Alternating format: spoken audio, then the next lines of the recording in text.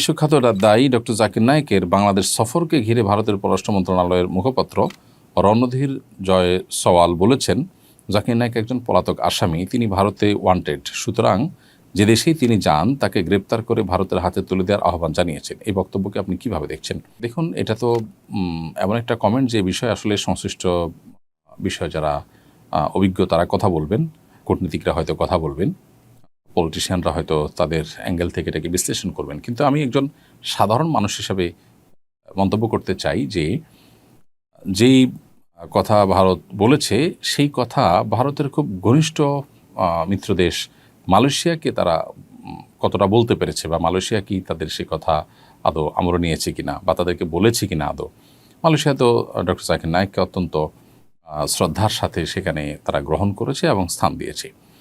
তো এখান থেকে পরিষ্কারভাবে বোঝা যায় যে বাংলাদেশ দীর্ঘদিন পর্যন্ত যে নতজানু পররাষ্ট্রনীতি বাংলাদেশে চর্চা হয়ে আসছে, এই রকম আবদার করাটা সেটারই ফলশ্রুতি।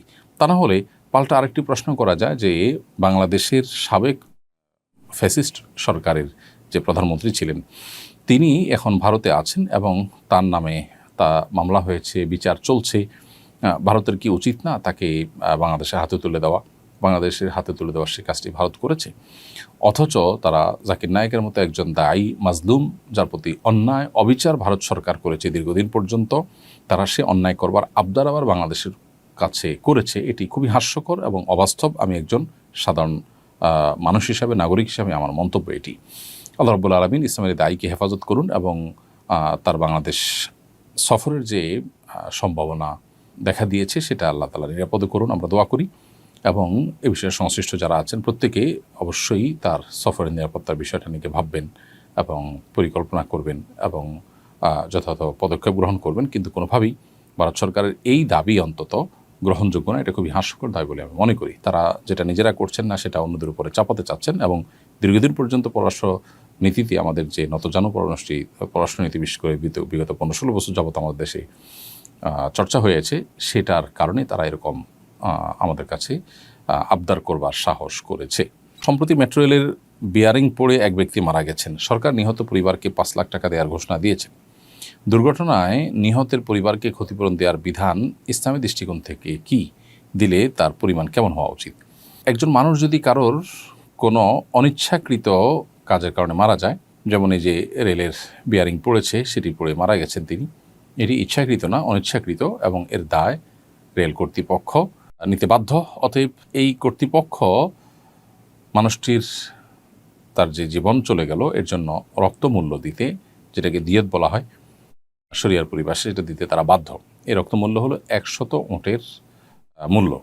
100 ওঁট এটার যে মূল্য সেটি আজকের বাজারে আমরা হিসাব করলে প্রায় মিডল ইস্টের হিসাব করলে 4 থেকে 5 লক্ষ সৌদি রিয়াল হওয়ার কথা। তো সেটি বাংলাদেশি মুদ্রা যদি আমরা কনভার্ট করি তাহলে সেক্ষেত্রে অবশ্য বিভিন্ন বয়সে ওট দেওয়ার কথা এভারেজে আমরা বলেছি, সেক্ষেত্রে বাংলাদেশি মুদ্রা যদি সেটাকে কনভার্ট করা হয় সেটা 1.5 কোটি টাকা হওয়ার কথা প্রায়। অতএব এটা হলো ইসলামের শরিয়ার দৃষ্টিকোণ থেকে একটা মানুষের রক্তমূল্য। অতএব এখানে 5 লক্ষ টাকা কোনো বিচারেই এটা আসলে ক্ষতিপূরণ হতে পারে না।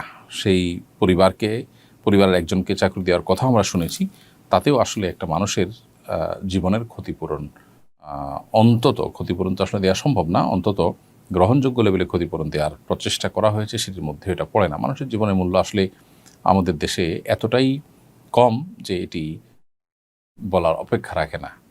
এখানে তো 5 লক্ষ টাকা দেওয়া হচ্ছে, বহু জায়গায় যার যায় তারাই বুঝে, আর বাকিরা কেউ আসলে সেটিকে নিজেদের ঘাড়ে দায় হিসেবে নিতে চায় না, এবং দায় চাপানোর মতো সেরকম আইনের শাসন আমাদের সমাজে নেই বললে চলে, যেটা দুর্ভাগ্যজনক বাস্তবতা। এরপরে প্রশ্ন করেছেন মাহমুদুল হাসান, আপনি লিখেছেন, প্রতিবন্ধী পাত্রপাত্রী অভিভাবকের অমতে বিয়ে করতে পারবে কিনা? কারণ কেউ তো চাইবে না তাদের মেয়ের একটা পরনির্ভরশীল প্রতিবন্ধীর সাথে বিয়ে হোক। এদিকে প্রতিবন্ধী পাত্রের সব কিছুই করে দিতে হয়, তাই বিয়ে করা বেশ প্রয়োজন। এক্ষেত্রে পাত্রী সব মেনে নিয়ে সম্মতি দিলে পাত্রীর অভিভাবকের অমতে বিয়ে সম্পন্ন হবে কিনা? হানাফি মাযহাব অনুযায়ী যদি এরকম বিয়ে হয়ে যাবে, তারপর অভিভাবকের অনুমতি ছাড়া বিয়ে করাটা অনুচিত। অন্যান্য ওলামা ইকরাম, অন্যান্য ফুকাহা ইকরামের মতে বিয়ে হবেই না। আর বিয়ের ক্ষেত্রে পাত্রপাত্রীর পছন্দ অপছন্দ এটাই শরীয়তের দৃষ্টিকোণ মূলত মুখ্য। অতএব তারা যদি সম্মত থাকে তাহলে সেক্ষেত্রে মৌলিকভাবে অন্যদের সেখানে বড় ধরনের আপত্তি করবার স্কোপ খুব বেশি নেই। হ্যাঁ, বাবা মার একটা আপত্তির জায়গা থাকে, সুযোগ থাকে, সেটা হলো যদি কুফু বা সামঞ্জস্যের বাইরে এমন কোনো জায়গায় আত্মীয়তা করে যেটা বাবা মার জন্য মানসম্মানের ব্যাপার, তাদের ফ্যামিলির সাথে যায় না, এরকম কোনো ইস্যু থাকে তাহলে তারা প্রশ্ন তুলতে পারেন। কিন্তু শরিয়া দৃষ্টিকোণ থেকে বিশেষ করে ফিকহে হানাফির আলোকে এরকম বিয়ে বিশুদ্ধ হয়ে যাবে যদি মেয়ে তিনি একজন মানুষের সেবা করার নিয়তে বিয়ে বসেন। আমার প্রথম স্ত্রী মারা গেছেন, সেই সংসারে আমাদের 2টি সন্তান আছে। ছেলের বয়স 20, মেয়ের 15। পরে দ্বিতীয় বিয়ে করেছিলাম, কিন্তু সন্তানদের সঙ্গে বনিবনা না হওয়ায় তাকে তালাক দেই। এখন তৃতীয় বিয়ের সিদ্ধান্ত নিয়েছি, কিন্তু সন্তানরা এতে রাজি না। তারা বলছে হয়তো স্ত্রী নয়তো সন্তান, এর যে কোনো একটা বেছে নিতে। এখন আমার করণীয় কি? ভাই মাহবুব রহমান, প্রথম কথা হলো যে বিয়ে না করলে যদি আপনার গুনাহে লিপ্ত হওয়ার আশঙ্কা না থাকে, বরং নিজের প্রতি নিজের সে কনফিডেন্ট থাকে যে আপনি কোনো প্রকার ফিতনায় জড়াবেন না, তাহলে সেক্ষেত্রে আপনার জন্য বিয়ে করা তো আবশ্যক না। আর যদি ওরকম আশঙ্কা থাকে, নিজের প্রতি নিজের সে কনফিডেন্ট না থাকে, বরং ফিতনা জড়িয়ে যাওয়ার ভয় থাকে, তাহলে সেক্ষেত্রে আপনার জন্য বিয়ে করা ফরজ। তাতে সন্তানরা কী বললো না বললো সেটা আপনার দেখার বিষয় না। এবং যদি এর বিপরীতটা যেটা বলছিলাম যে গুণামুক্ত থাকার সুযোগ আছে, তাহলে সেক্ষেত্রে আপনি বিয়ে না করে সন্তানদের কথা চাইলে শুনতে পারেন, তবে সন্তানদের কথা শুনতে আপনি বাধ্য নন। সন্তানরাও বাবার বিয়ের অধিকারকে খর্ব করার জন্য এরকম কন্ডিশন দেওয়া, এরকম হার্ড শর্ত দেওয়া, এটা তাদের জন্য মৌলিকভাবে অনুচিত কাজ। আমার বয়স 26 বছর, অভিভাবকরা বিয়ে না দিয়ে চাকরি করাতে চাচ্ছেন।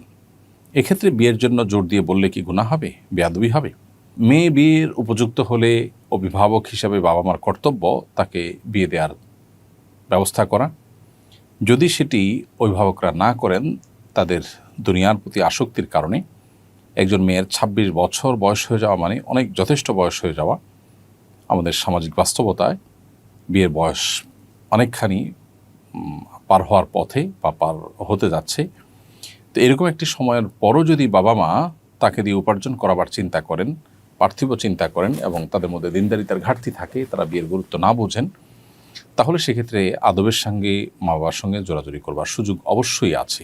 এমনকি মা বাবা যদি দিনদারিতার অভাবে তারা যদি বিয়ের গুরুত্ব না বোঝেন, সেক্ষেত্রে মহল্লার ইমাম সাহেব অথবা এলাকার মান্যগণ্য মুরব্বী তাদেরকে অভিভাবক বানিয়েও বিয়ের উদ্যোগ নেওয়া যেতে পারে। অবশ্য বাবা মাকে বুঝিয়ে অথবা আদব লেহাজের মধ্যে থেকে যতটুকু জোরাজুরি করা সম্ভব, সেগুলো মাধ্যমে আপনি আপনার এই ন্যায্য অধিকার আদায় করে নিতে পারেন, এবং এক্ষেত্রে লজ্জা করবার কিছু নেই। আস-সুন্নাহ ফাউন্ডেশন, উম্মার স্বার্থে সুন্নাহর সাথে।